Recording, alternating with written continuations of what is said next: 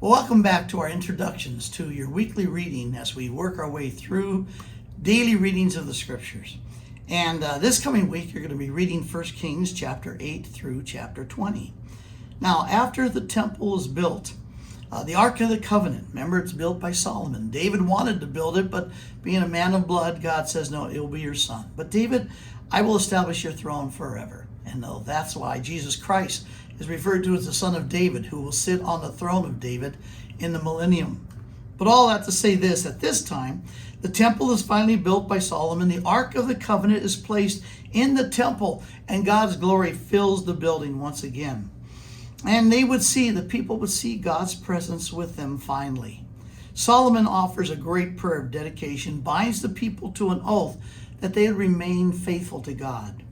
Solomon is somewhat of a trust fund baby because his father David did all the hard work. So the 40 plus years that Solomon serves as king, it really is time to write poetry and proverbs and wisdom and entertain those around the world as to what God can do with a nation that honors God. Well, anyhow, the nation continues to grow, honors God. However, Solomon's wealth, remember at that time he was the wealthiest man on the globe. Well, his fame becomes a problem because he purchases things he ought not to be purchasing. And some of that is his marriages to foreign women. Now, they would do that for bringing peace and relationships with all the other nations. So you intermarry. But this was forbidden by God. And these foreign women he marries will take him down the road into idolatry. Now, here's the wisest man in history acting like a fool in his old age. By the way, take note, men of my age. We old men does not mean we necessarily become wise. I've always said all wisdom is the accumulation of, boy, I'm not going to do that again. It takes a good memory to become wise. Well, God pronounces judgment, and he foretells of Solomon's split, that Solomon's son will split the kingdom, and that basically his lineage will only rule over a part of it. So upon Solomon's death, well, God's word comes true. Solomon's son, his name is Rehoboam, and he wants to be wealthier and more powerful and more famous than his father. So he increases the taxes, which really creates consternation among the people.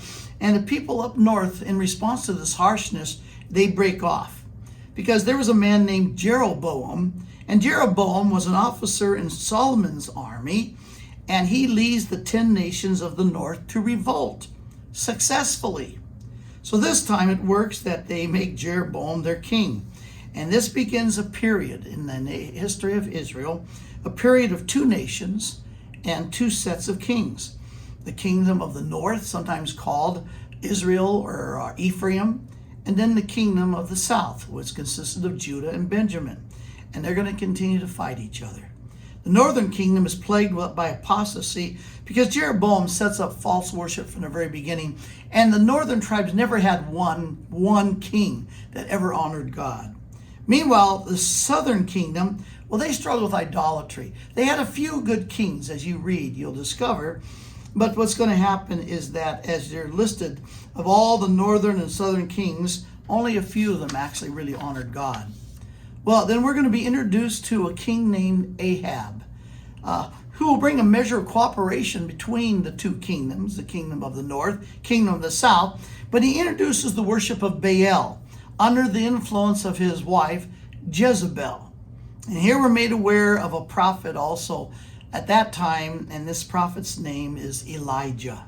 And Elijah is going to be the one that brings the big showdown between the worship of God and the worship of Baal on Mount Carmel. You're going to enjoy reading this.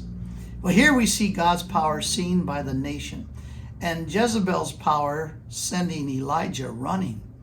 Well, we'll pick this up when we read next week, 1 Kings chapter 21 through 2 Kings chapter 14. Now stay faithful in your reading, because it's going to bring you under God's blessing.